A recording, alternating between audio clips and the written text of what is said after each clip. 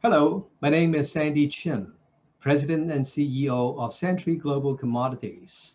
I'm very pleased to be sharing our analysis of the iron ore market in this very interesting time at the beginning of the recovery of a very important sector. Iron ore was the best performing metal last year in 2020 with a spectacular 74% increase in prices. Let me show you our presentation. This slide shows the entire last super cycle. Over a span of 20 years, the cycle lasted about 12. And you can see actually started at the beginning of the century and ended in about 2015 at a price of about $55 on average that year. You can see actually the iron ore price went up to a peak of 2007. Except for the financial crisis, it lasted until 2012, and then it started to come down. I must say that the iron ore market in the last cycle did not collapse in demand. It actually collapsed on a huge surge of supply as a result of big expansion from the major players. So there was only a price collapse and there was never a demand collapse. You'll see later a little bit more. But then the market absorbed all the new tonnages from the suppliers. And throughout the years of 2015 to about 19, it came back shortly and came back down and slowly creeping its way up and went to about $174 US per ton by the end of 2020 and continued to be very strong, trading about 160 to 170 US dollars per ton, showing a very clear sign of recovery.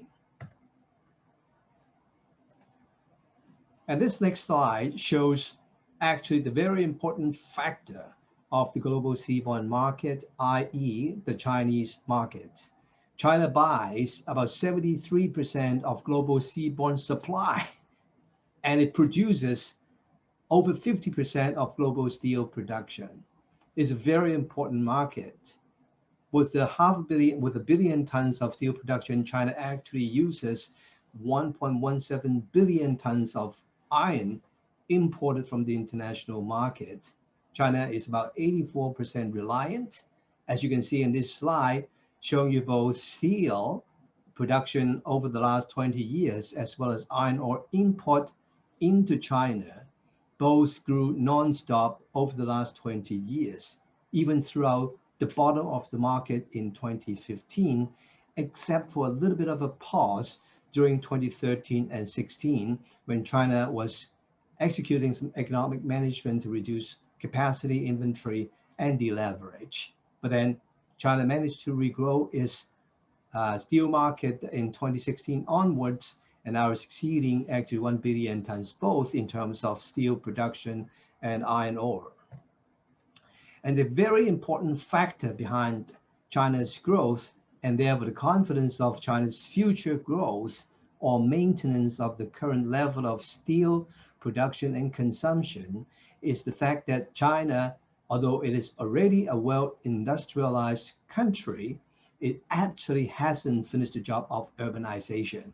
Its urbanization rate today is about 60%. It's going to grow to 75% per Morgan Stanley, and Morgan Stanley is forecasting that's going to be achieved through building 5 super cities over the next 10 years with 120 million people each. So the next 10 years, 220 million is going to be brought into the city and therefore needing a lot of infrastructure, providing a very, very strong fundamental for the stability of the steel market and therefore the iron ore market. On the supply side, I mentioned the last cycle collapsed on price. It didn't collapse in demand. It was a result of actually big supply expansion because of the oligopoly actually were competing with each other as a result of a new player coming into the marketplace, making the big three to become the big four. I'm showing you here the level of supply in the area curve here, and also the capex that was spent over the last 10 years. The capex went to a peak at almost the peak of the market, 2012, about $27 billion.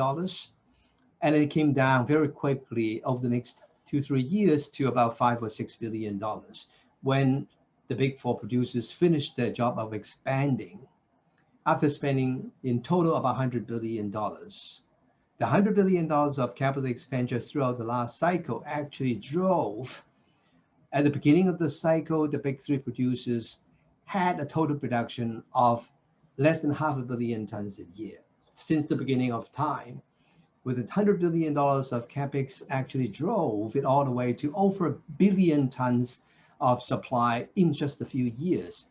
And when they are done, it is staying at this level between 1.2 or 1.1 billion tons a year. And there's no more big, expensive, massive expansion of capacity anymore. And therefore, we're going to see this level for some time to come until the big expansion comes back to the market, at which time, or before the tonnage is delivered, we will be able to see actually the board, the company announcing big programs, and it will take a few years for them to execute those programs. So we've got visibility of possibly between 5 or 10 years before the next peak is seen and come back down again. Here I'm extending actually the analysis of the big four suppliers in terms of their $100 billion expansion, what they have actually come up with in terms of their financial performance. They actually drove on the slide on your left-hand side their cost, C1 cash cost per ton from $30 to $50 per ton down to about 15. So they came down very quickly, and therefore putting themselves in a very, very competitive position and drove the cost curve down so much that the first 3 quartiles of the cost curve is occupied by them, and everybody is on the 4th quartile, and they're benchmarking, therefore benchmarking the price level that they're enjoying today. With that $15 cash cost, C1 cost, in the middle of the curve, you can see actually the EBITDA performance is exceptional. They came from the peak of $71 billion in total down to the bottom in 2015, about $22 billion. But then price slowly crept up, and therefore delivering more EBITDA on their balance sheet or financial statements drove their EBITDA from the bottom of $22 billion all the way to almost $60 billion 2019. We're going to see the 2020 result very soon, and it's likely it's going to approach the $100 billion very quickly. With that EBITDA, on the right-hand side of the curve, you see actually the dividend, special dividend they are paying themselves, their shareholders, over the years after the bottom of 2016, and now they have recovered the dividend level then the last peak before, and actually distribute even more dividend to the shareholder in terms of special dividend. In summary, we have actually a oligopolistic supply structure of the iron ore global seaborne market. We have 1.5 billion tons of seaborne supply in 2020. The big four actually has about 70% of market share, to be precise, is 68, and China buys 73% from that seaborne market, and a very big, very important customer as a result, and the biggest single buyer by far. But within the Chinese domestic consumption of iron ore, China is 84% reliant on imported iron ore. And therefore, this oligopolistic supply structure versus one bigger single buyer with very stable demand for steel and iron ore, it actually has created this particular market dynamic that favors the sellers. And therefore, price level, as mentioned about before, there's a constant demand, incremental growth, and the controlled supply as a result of an oligopoly is the guarantee for the stability of the market for some years to come. What is important, I think, to analyze, evaluate iron ore project is actually the forecasted price. Given the peak and the bottom, the price gap is quite big over a pretty long period of time. It is very important to actually be granular to see what the price curve is going to pan out over the next few years when projects come into production.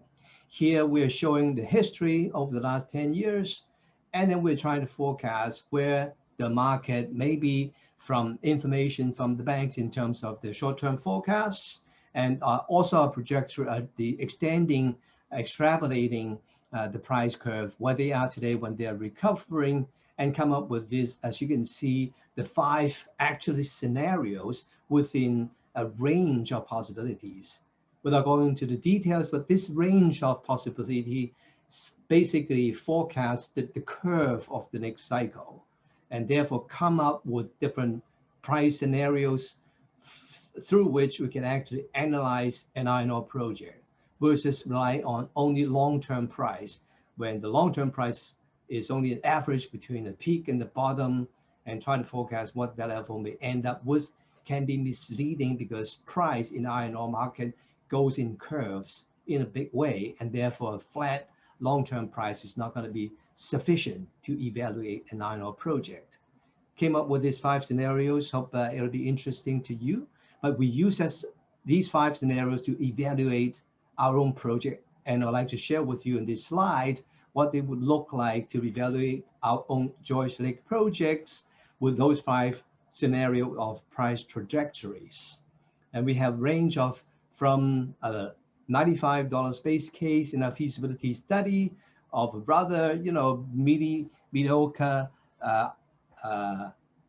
net present value of $100 million roughly, all the way to actually $500 million when, for example, the peak of what we are forecasting, not at today's level, but about $140, then we have close to exceeding about $500 million of net present value after tax.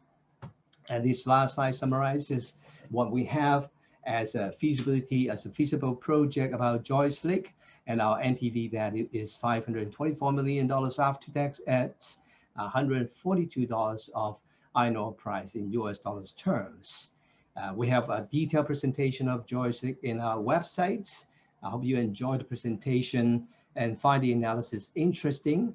If you have any question, or if you're interested in talking to us, please reach out to us, leave us a message through the platform upon which you're watching this video. I look forward to hearing from you. Thank you.